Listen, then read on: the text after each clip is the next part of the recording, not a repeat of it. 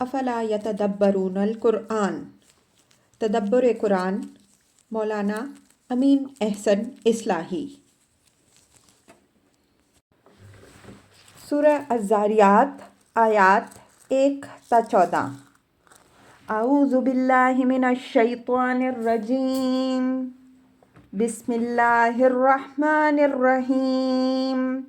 والذاریات ذروا فالحاملات وقرا فالجاریات یسرا فالمقسمات امرا انما توعدون لصادق وان الدین لواقع والسماء ذات الحبک انکم لفی قول مختلف یؤفک عنہ من افک قتل الخراصون الذین هم فی غمرۃ ساہون یسألون ایان یوم الدین یوم هم علی النار یفتنون ذوقوا فتنتکم ھذا الذی کنتم بہ تستعجلون۔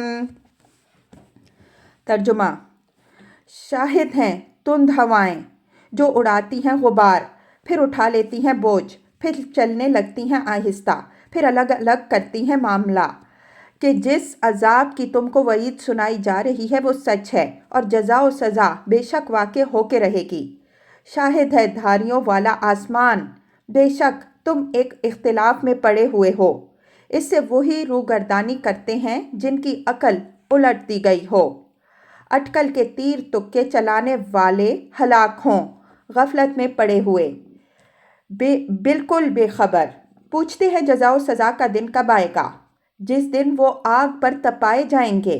چکھو مزہ اپنے فتنے کا، یہی ہے وہ چیز جس کے لیے تم جلدی مچائے ہوئے تھے۔ الفاظ کی تحقیق اور آیات کی وضاحت۔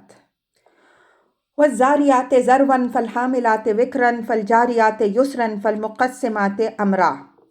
والذاریات میں واو قسم کے لیے ہے، اور اس بات کی وضاحت اس کتاب میں جگہ جگہ ہم کرتے آ رہے ہیں کہ قرآن میں اس طرح کی اشیاء کی جو قسمیں کھائی گئی ہیں، اس کا مقصود ان اشیاء کی تعظیم نہیں بلکہ ان کو اس دعوے پر شہادت کے لیے پیش کرنا ہے جو قسم کے بعد مذکور ہوتا ہے یا سیاق کلام سے سمجھا جاتا ہے۔ چنانچہ یہ قسم بھی شہادت ہی کے لیے ہے۔ اس کا ترجمہ اگر شہادت کے الفاظ سے کیا جائے تو ہمارا خیال ہے کہ یہ زیادہ معنی خیز ہوگا۔ ذاریاتن غبار اڑانے والی ہواؤں کو کہتے ہیں۔ یہ لفظ ہواؤں کی صفت کے طور پر آتا ہے، لیکن یہ اپنے موصوف کے لیے اس طرح معروف ہو چکا ہے کہ اس کے قائم مقام کے طور پر استعمال ہونے لگا ہے۔ ذاریات کے بعد لفظ ذرون کے اضافے سے معنی میں اسی طرح کا اضافہ ہو گیا ہے جس طرح ضرب ضربن کے اندر تاکید فعل کا مفہوم پیدا ہو گیا ہے۔ اس طرح کی تاکیدات کا مفہوم اردو ترجمے میں منتقل کرنا بعض اوقات میں مشکل ہوتا ہے۔ یہاں اگر ہواؤں کے ساتھ تند کا اضافہ کر دیا جائے تو ہمارا خیال ہے کہ یہ مفہوم ادا ہو جائے گا۔ فالحاملات وقرا، جب صفات کا عطف فا کے ساتھ ہو تو یہ دو باتوں پر دلیل ہوتا ہے۔ ایک بات اس بات پر کہ ان کے اندر ترتیب ہے، دوسری اس بات پر کہ یہ تمام صفتیں ایک ہی موصوف کی ہیں۔ عربیت کے اس قاعدے کی روح سے یہاں جو تین صفتیں فا کے ساتھ بیان ہوئی ہیں وہ لازماً ہواؤں ہی کی ہوں گی۔ جن لوگوں نے ان کو الگ الگ چیزوں کی صفت مانا ہے، ان کی رائے عربیت کے خلاف ہے اور قرآن کے نظائر کے بھی۔ سورہ عادیات میں ہے والعادیات ضبحا فالموریات قدحا فالمغیرات صبحا فأثرن به نقعا فوسطن به جمعا۔ آیات 1 تا 5۔ گواہی دیتے ہیں وہ ہانپتے دوڑتے ہیں، پھر ٹھوکروں سے چنگاریاں نکالتے ہیں، پھر صبح کو دھارا کرتے ہیں، پھر غبار اڑاتے ہیں، پھر غول کے اندر گھس جاتے ہیں۔ ظاہر ہے یہ تمام صفتیں الگ الگ چیزوں کی نہیں بلکہ گھوڑوں ہی کی ہیں، اور غور کیجئے تو معلوم ہوگا کہ ان کے بیان میں ترتیب بھی ملحوظ ہے۔ کلام عرب میں بھی اس اسلوب کی مثالیں بہت ہیں۔ ہم صرف ابن زیابہ کا ایک مشہور شعر نقل کرتے ہیں، لَحْفَ زیابۃ للحارث الصاحب فالغانم فالعائب۔ زیابہ کی طرف سے افسوس ہے حارث پر جس نے غارت گری کی، لوٹا اور چل دیا۔ وقر کے معنی بوجھ اور بار کے ہیں۔ یوں تو اس سے ہر وہ بوجھ اور بار مراد ہو سکتا ہے جس کو ہوائیں اٹھاتی ہیں، مثلاً غبار اور کنکر وغیرہ، لیکن اس کا معروف استعمال بادلوں کے لیے ہے، مثلاً وَهُوَ الَّذِي يُرْسِلُ الرِّيَاحَ بُشْرًا بَيْنَ يَدَيْ رَحْمَتِهِ حَتَّى إِذَا أَقَلَّتْ سَحَابًا ثِقَالًا سُقْنَاهُ لِبَلَدٍ مَّيِّتٍ فَأَنزَلْنَا بِهِ الْمَاءَ۔ سورہ الاعراف آیت 57۔ اور وہی ہے جو بھیجتا ہے ہواؤں کو خوشخبری بنا کر اپنے باران رحمت سے پہلے، یہاں تک کہ جب وہ بوجھل بادلوں کو اٹھا لیتی ہیں ہم ان کو ہانکتے ہیں کسی مردہ زمین کی طرف اور وہاں بارش برسا دیتے ہیں۔ فالجاریات یسرا، یہ صفت بھی ہواؤں کی ہے۔ جن لوگوں نے اس سے کشتیاں مراد لی ہیں ان کی رائے اس قاعدے کے خلاف ہے جس کا حوالہ ہم نے اوپر دیا ہے۔ یسر کے معنی آہستہ اور نرم کے ہیں۔ عام قاعدہ یہ ہے کہ پہلے تند اور غبار انگیز ہوائیں چلتی ہیں جو مختلف سمتوں سے بادلوں کو ہانک کر لاتی ہیں، اور جس علاقہ کو سیراب کرنے کے لیے اللہ تعالیٰ کا حکم ہوتا ہے اس پر ان کو تہ بتہ جما دیتی ہیں۔ پھر ہوا کی رفتار کم نرم ہو جاتی ہے اور میں برسنا شروع ہو جاتا ہے۔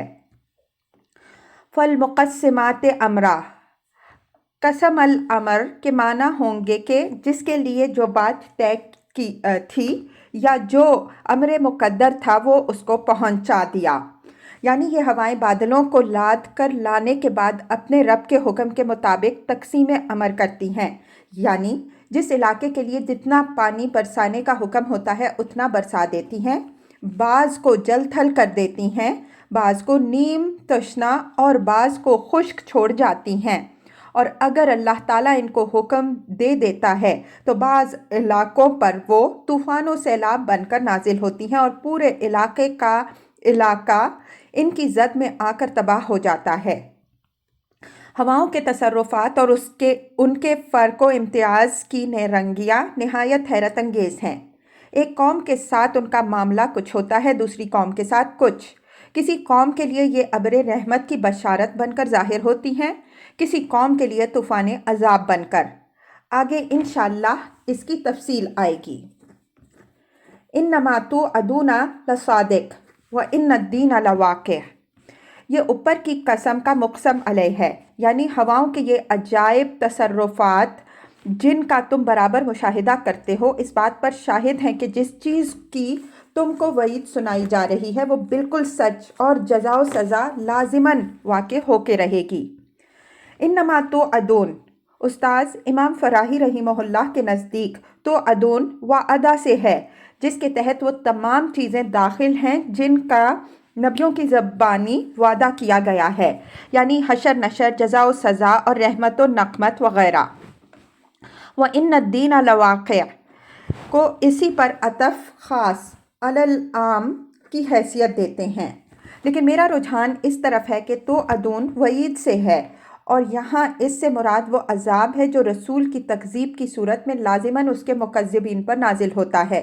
گویا ہواؤں کے عجائب تصرفات کی قسم یہاں میرے نزدیک دو چیزوں پر کھائی گئی ہے، ایک اس بات پر کہ قریش کو جس عذاب کی بصورت تکذیب کی دھمکی دی جا رہی ہے اور جس کو وہ محض ایک دھونس گمان کر رہے ہیں، وہ دھونس نہیں بلکہ بالکل سچی دھمکی ہے، اور اس طرح وہ جزا و سزا بھی ایک امر شدنی ہے جس کو وہ بہت بعید از امکان سمجھ رہے ہیں۔ میرے اس رجحان کے حق میں کئی باتیں جاتی ہیں لیکن ان کی تفصیل کی ضرورت نہیں ہے، صرف 3 باتوں کی طرف اشارہ کافی ہے۔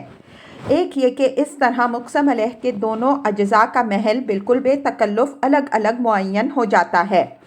دوسری یہ کہ اللہ تعالیٰ کے رسولوں نے اپنی اپنی قوموں کو 2 عذابوں سے ڈرایا، ایک اس عذاب سے جو اس دنیا میں ان پر نازل ہو اگر وہ اپنی تکذیب پر اڑی رہ گئیں، دوسری اس عذاب سے جس سے لازماً ان کو آخرت میں سابقہ پیش آئے گا اگر ان کا خاتمہ کفر ہی پر ہوا۔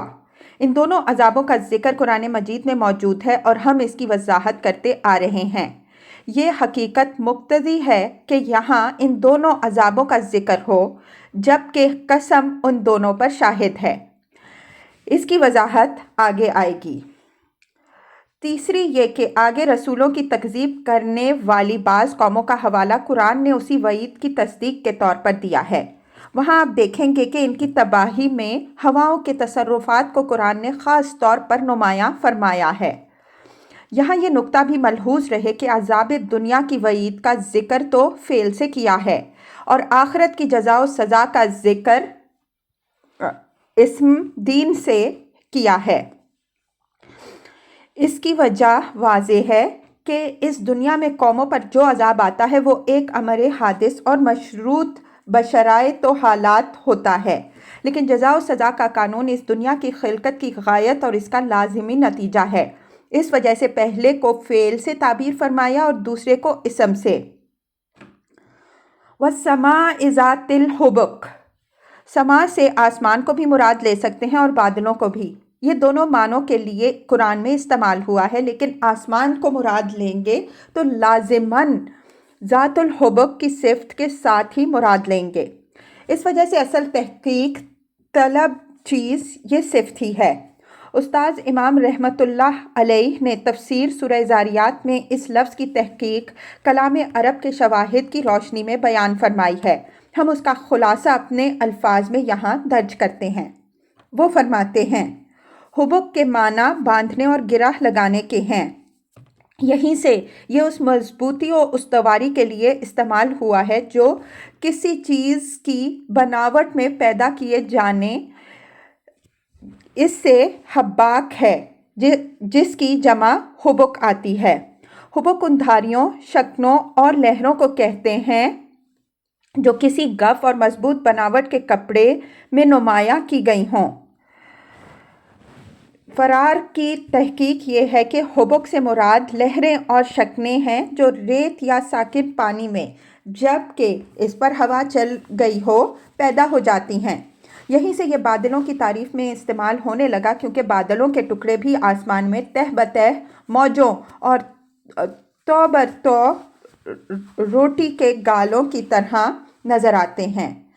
امراء القیس فلک بوس محلوں کی تعریف کرتے ہوئے جن پر بادل چھائے ہوئے ہیں کہتے ہیں، مَقَلَّةَ حُمَرَاءِ ذَاتَ أَسْرَا لَهَا حُبُكٌ كَأَنَّهَا مِن وَسَائِل۔ ان محلوں پر سرخ دھاریوں والے بادل چھائے ہوئے ہیں گویا کہ دھاریوں والی چادریں ہیں۔ یہ موسم سرما کے بادلوں کی تعریف ہے اور یہ ان کے رنگ اور ان کی تہوں کی نہایت صحیح تصویر ہے۔ جن لوگوں نے ذات حبک سے چرخ مکوکب مراد لیا ہے، خواہ اس کی مضبوطی اور استواری کے پہلو سے یا اس وجہ سے کہ اس میں تارے ٹنگے ہوئے ہیں، ہمارے نزدیک ان کی رائے صحیح نہیں ہے۔ یہ لفظ دھاریوں، شکنوں، لہروں اور خطوط کے معنی میں استعمال ہوتا ہے۔ مولانا فراہی رحمۃ اللہ علیہ کی اس تحقیق کی روشنی میں یہ قسم سرما کے سرخ دھاریوں والے بادلوں کی ہے جو شمال کی باد تند کے ساتھ نمایاں ہوتے اور جن کو پچھلی معذب قوموں کی تباہی میں، جیسا کہ آگے تفصیل آئے گی، بڑا دخل رہا ہے۔ گویا ہواؤں کی قسم کے بعد یہ بادلوں کی قسم اسی قسم کی تکمیل ہے، اس لیے کہ ہواؤں اور بادلوں میں لازم و ملزوم کا رشتہ ہے۔ اس قسم کے اضافے سے ہواؤں کی ہلاکت انگیزی کے پہلو کی طرف خاص طور پر اشارہ مقصود ہے۔ اِنَّکُمْ لَفِی قَوْلٍ مُخْتَلِفٍ، قرینہ شاہد ہے کہ یہ ٹکڑا جواب قسم نہیں ہے بلکہ مخالفین کے رویے پر ان کو ملامت ہے۔ جواب قسم اوپر گزر چکا ہے اور یہ دوسری قسم اوپر والی قسم ہی کی تکمیل ہے۔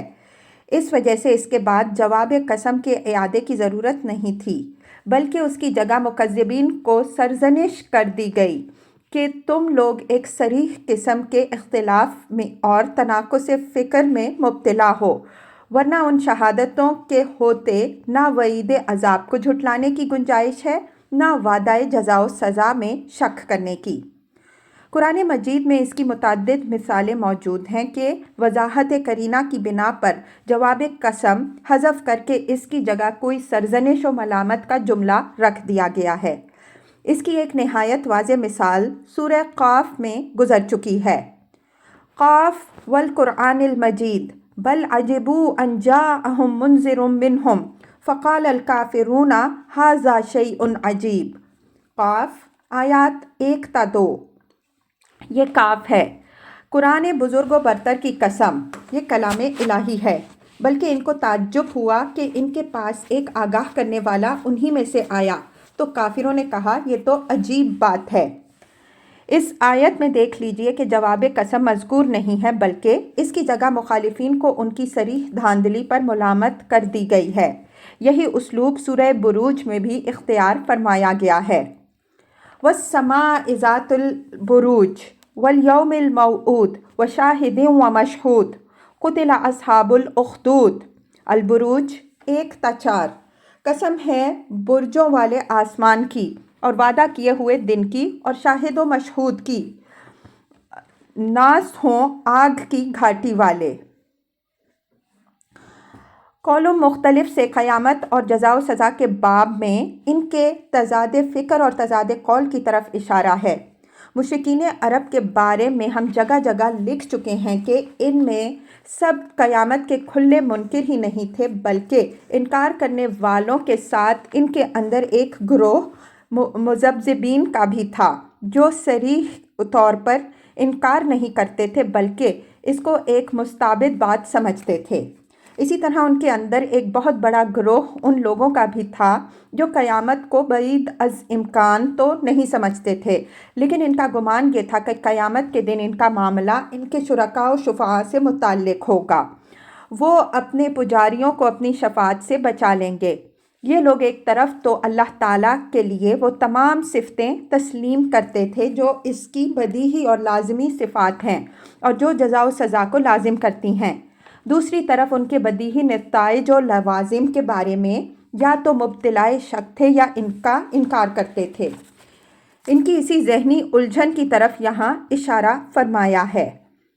مقصود ان کو اس حقیقت سے آگاہ کرنا ہے کہ قرآن ان کو جس بات سے آگاہ کر رہا ہے وہ تو اس کائنات کی ایک بدیہی حقیقت ہے، بشرطے کہ یہ لوگ اپنے ذہن کو سیدھی راہ پر سوچنے دیں، اس میں غیر فطری اڑنگے نہ ڈالیں۔